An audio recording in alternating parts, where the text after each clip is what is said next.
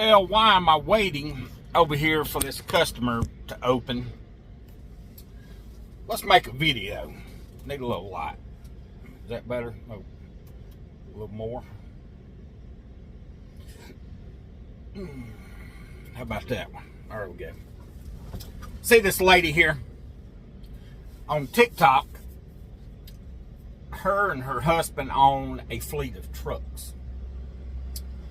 And she brings up a good point in this video. Everybody go watch it. You see her name on the front of the TikTok there.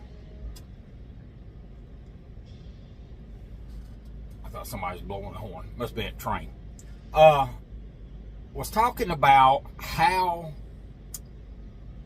her husband can bring something back to the shop and fix it for $400.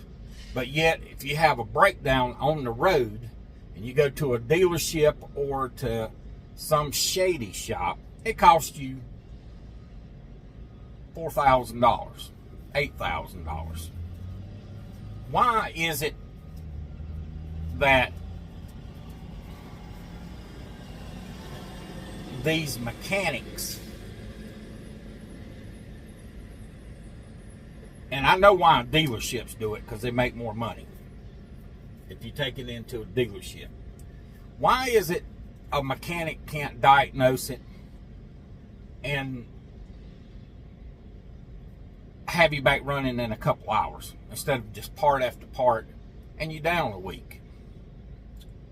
For instance, I had a leased truck through a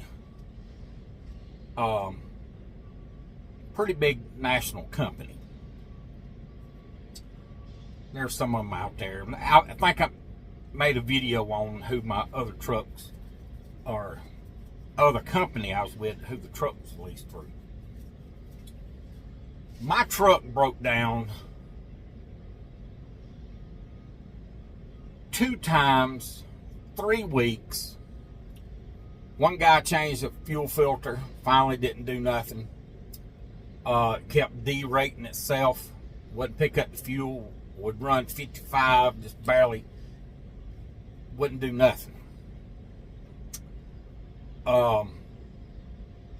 So it ended up breaking down. We fixed it.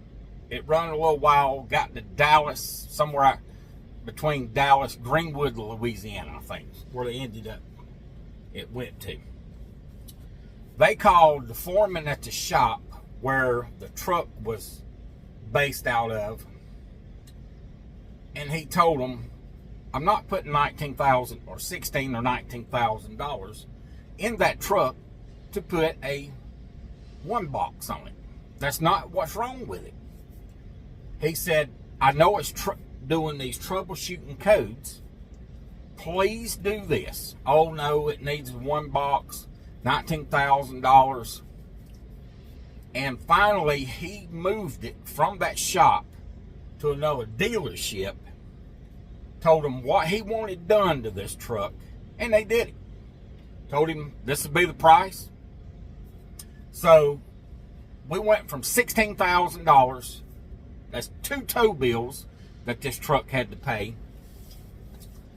Of course, I didn't know all this because I had a rental truck, and that's the way it is, you know. Excuse me. Oh, and so I got back to the yard after I went back and picked it up 3 weeks or so later. Picked the truck up, and I asked the foreman of the shop, I said, this truck really runs a lot more fluent. It seems like to have a little bit more power. I said, did they put a one box in it or new depth system? He said no. He said Freightliners, this was that model of Cascadia we had. He said they'll code up, lose power, and you think you've got all of these issues, and it's all back to we had to put it in a force regen. When they hook that computer up, it tells them that the depth system's bad.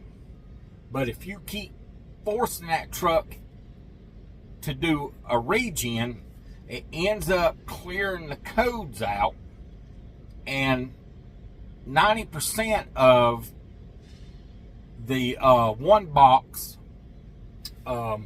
people are saying you need a one box or a depth system and all, is just need to be in a forced regen done by the computer. Your truck won't do it, but they hook it up and get the whatever the compliance that the computer program wants to see, and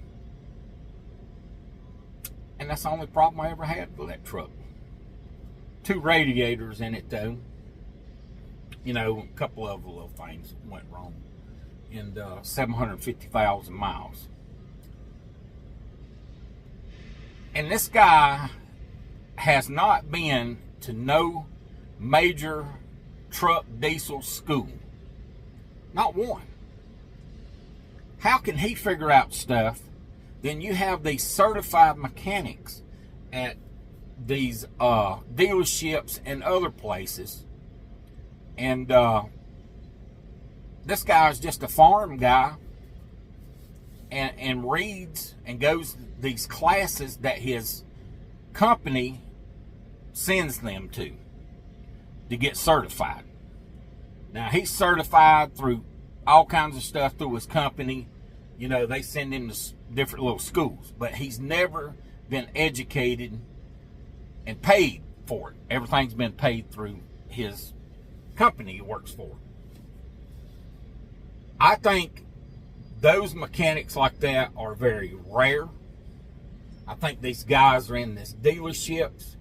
They're all about the hours, and they don't know how to diagnose a lot of these schematic wiring, harness, everything else, because it's very engineered truck. Seeing if they swung the gate back there, I got to go that way. So, what is y'all's takes on how to save money out here on the road when you have a mechanical breakdown and you need a mechanic?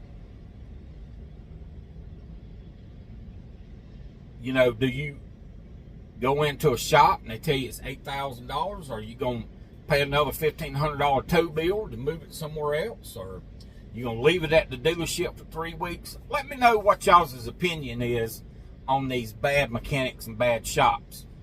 And go listen to this lady on TikTok too. Talk about her frustrations about being a small fleet owner, and how much money spending out here on the road to get their trucks fixed. All right. That's all I got to say today. Remember, don't stop by no bad shops. We'll catch up with you later.